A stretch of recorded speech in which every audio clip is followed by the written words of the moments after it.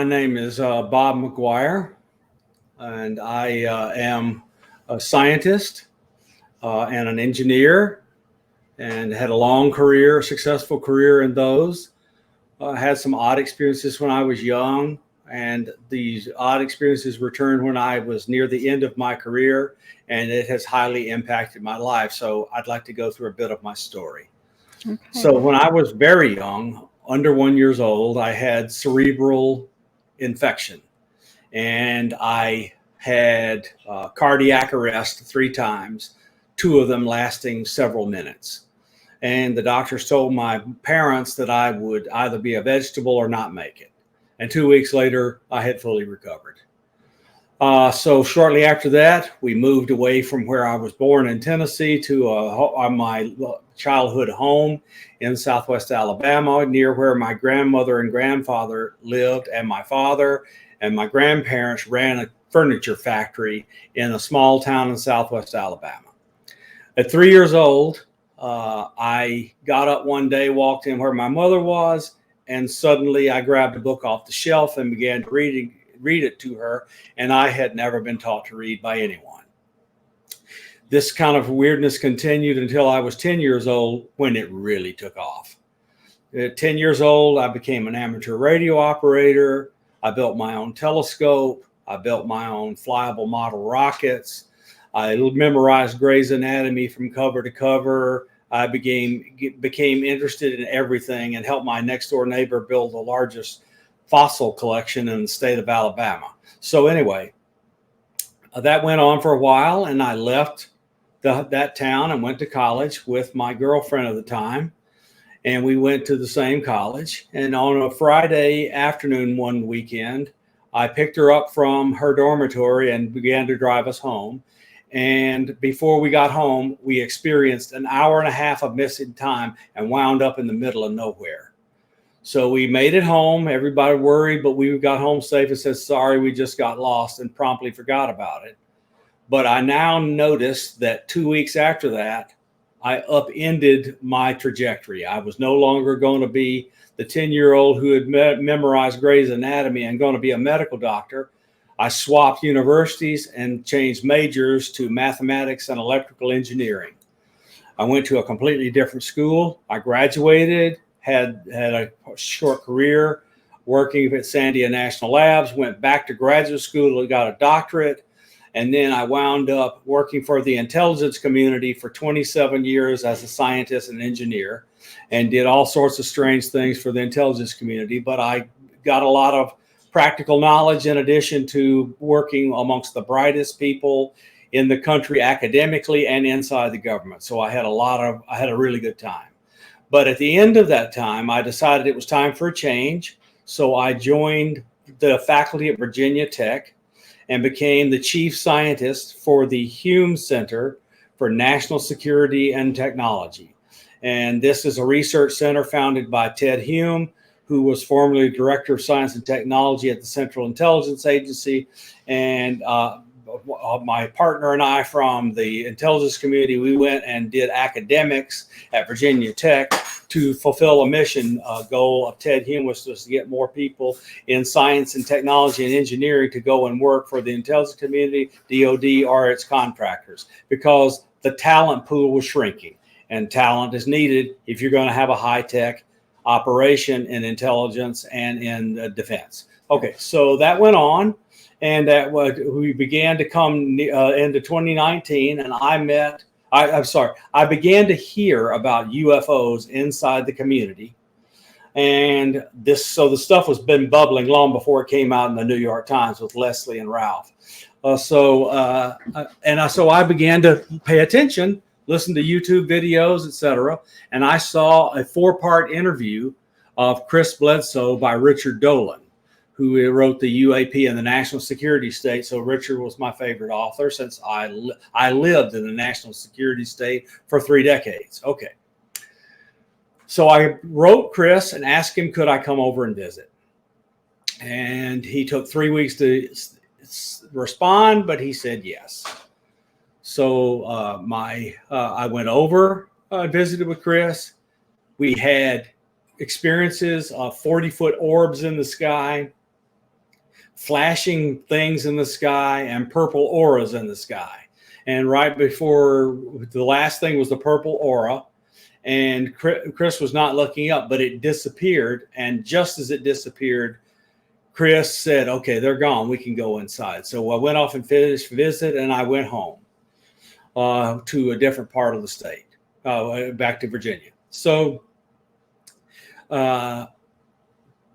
within the next 2 weeks, Chris and I were beginning to discuss what I could do as a scientist and help him with his story, because I was impressed by it and saw that lots of people from industry and government that I could not figure out why in the world they were coming to visit him. So I paid attention. So I was trying to figure out how to help him. And then about 2 weeks after, I began noticing things happening at my home. Orbs, a craft or two in the sky. And then all of a sudden, I began having apports of water in my house. An apport is where something physically appears out of nowhere. And so the apport was like an invisible entity, had a water pistol, and was spraying me with a water pistol. So this went on for a little bit until I just finally realized. So I called Chris Bledsoe on the telephone. I said, Chris, I'm had a hitchhiker effect like others have had that visited you. Come home with me. And he said, I expected that. And I said, yes. And I've had these strange things, so I'm going to commit to helping you. What's the first thing I can do for you? And he said, I need your help writing and putting together my first presentation of all this evidence I have at a major talk at a UFO conference. So I did that, and promptly all the goofy stuff stopped. So later that year, after that conference, COVID hit the United States. And it quickly became clear that we were going to shut down Virginia Tech and send all the students home. So I would be alone in a building designed for 200 people. And I was near retirement, having started 2 companies, done my job, had built a retirement, and so forth. I decided I could retire and I would retire. So I retired because of COVID. And I moved to the state of Alabama, where my experiences increased. I saw craft, I saw orbs, I had orbs in my home. And in April of 2022, my mother began to fail. And a woman named Lala Bright reached out to me, having seen me on Spaced Out Radio and had become a Facebook friend of mine, and told me she would give me a reading if I wanted when my mother passed. So I went and visited my mother. She was put on hospice and given terminal care by hospice because that was her advance directive. And she passed shortly thereafter. And but while she was passing, on occasion she would rally, and she was talking to my deceased relatives. So that piqued my curiosity, and I did notice it. And I went home and told Lala the strange stuff that had happened. And so I asked her for the reading. And she told me several things that only my mother knew, that she said my mother told her. She told me several things that my mother knew, but I did not know. I inquired of my 4 brothers. They did not know these things, but we inquired of friends and relatives, and everything Lala told me that my mother said was in fact true and confirmed by people that were not in my immediate family. So I was impressed when I got home. But before the reading ended, Lala told me that a little lady, 5'2", with a thick, deep Southern accent that she could barely understand, was talking to her and kept saying this word over and over again, and the word was Tweety. So when she told me it was Tweety, I kind of lost it. When I was a young kid, right after I moved to Alabama, my grandmother on occasion would keep me, and she called me Sweetie. And I couldn't say Sweetie, so I called her Tweety. And that became, I'm the oldest, and that became my grandmother's name. We all called her Tweety. So that was kind of it. I had just had this unbelievable epistemological upheaval. I went from hardcore science to suddenly being demonstrated that consciousness survived death. And I was curious because I was having these experiences and now had experienced a really good indication there was life after death. and talking to my mother. So Lala and I began having conversations. And it quickly became apparent that she has a lifelong experiencer, not only of ghosts and things like that, and being a psychic medium, she also had experienced abduction phenomena, because some of her so-called dreams were clear-cut memories of abduction. I mean, I could recognize the tenets of it. She was taken on board a craft. She was shown hybrid children. She went to this place where there were both military and humans working. And I was the first person she ever told these things to, because she thought she might be going crazy or just having weird dreams. And I told her these things are well known amongst abductees. So we continued to do this talking, and we got to know each other better. And finally, we fell in love, and we decided to move in together. So now we're living together. And Lala and I began to have experiences in this home, and we wound up outfitting our house with technology to prove this stuff happened.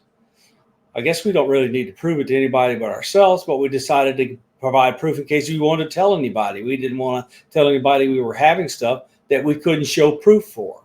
So we got electronic voice phenomenon from her deceased boyfriend, the father of her son, inside the house on a security camera. We had orbs flying through our house, and we put cameras outside and immediately began to get craft and entities and other things and now we've had an abduction experience. We have regular interactions with whatever is near this house. We were out on our deck and took a picture with my high-end Canon camera and Canon lens of the ground 6 foot in front of us. And this evidence is available for anyone that wants to see it. It is of a gray alien-looking being inside of smoke, where there was no smoke, there was no fog, but this camera photographed an entity that looks like a gray alien inside of a blue smoke. So we're just having a lot of weird experiences. And so we're telling this stuff to people, and it just continues until this day. We have daily experiences. Okay. So I want to ask you, have you had any medical effects following any of these experiences? Any medical effects? None that I can recall right off the top of my head. Okay. My next question is, have you had any psychological effects following having these experiences? So when I retired and had the experiences with Chris right before I retired, I went into a period of depression, which I got counseling for, and then had taking antidepressant, which has really helped. So I don't know that that's directly related, but it might have been related to my retiring too early or whatever. But anyway, so I went through a period of depression where basically I did nothing, Okay. and I've recovered. And when you had that experience with depression, did you ever speak to a care provider or mental health professional about Yeah, the yeah, UAP yes, I encounters? did. Yes, I did. I had the clinical psychologist, and then my primary care doctor prescribed an antidepressant, and between the two of them, I have really come around. Did they seem supportive when you referenced the experiences that you had with the paranormal? Oh, I most certainly did not tell them about the experiences I had with the paranormal. Yes, that was the part that I was curious about. So why is it that you felt like you couldn't speak to them about those experiences? Okay, so that was during the period when I still hoped to be able to do consulting, and I had a security clearance. And so it is a known stigma deal that if you begin talking out loud about having these experiences, your security clearance is brought into jeopardy. So I just didn't tell people about it. I hid it. Okay, unfortunately, it does seem like stigma is a impeding phenomenon. It stops people from getting help that they need. What do you think would have made a difference had you been able to speak to your mental health provider about that experience? Do you think that would have made a difference for you? if they were believing. I'm going to tell you, I've gotten a whole lot more help out of talking to people who share these experiences and how they dealt with them. And actually, if you could have gotten something from the mental health provider for treatment, what do you think you would have wanted from them in this situation? Group therapy with people like me. So, what do you recommend for other experiences for getting care? I would go out and find a group that has this full of experiencers and ask in the group for a recommendation for a sympathetic therapist. Thank you so much for coming today and speaking about your experience and giving us some insights about what people might be able to benefit from in treatment. Is there anything else that you wanted to add regarding the UAP Medical Coalition's goal of educating therapists and doctors about this phenomenon? I think it's needed. So it doesn't matter how much John Mack wrote about this. The medical community, in my opinion, still looks at the entire topic askance, even though now we're seeing UAP and UFOs on nightly news. So there's still some work to be done. And especially now with the discovery of actual measurable, scannable brain differences amongst people that are experiencers and those that are not. So I think it's both physiological, emotional, etc. And it is a good thing that there's a group like yours that is trying to build a bibliography of things they can read and hear about, and a body of evidence, a body of facts, a body of experiments, etc., so that medical people can figure out how to do a better job of taking care of their patients. Thank you so much for coming and speaking to us again today. Can you please let people know how they can find you? Yes, you may email me at rwmcgwier@gmail.com. And I am Bob McGwier on Facebook and Bob McGwier _N4HY on Twitter. And I'm active in social media, and I'm approachable by email. To those who viewed this video, thank you for watching, and please consider that we consider what Bob has said today as another testimonial of an encounter with not only UAPs in his case, but the paranormal and the resulting effects. Thank you again for listening. Bye.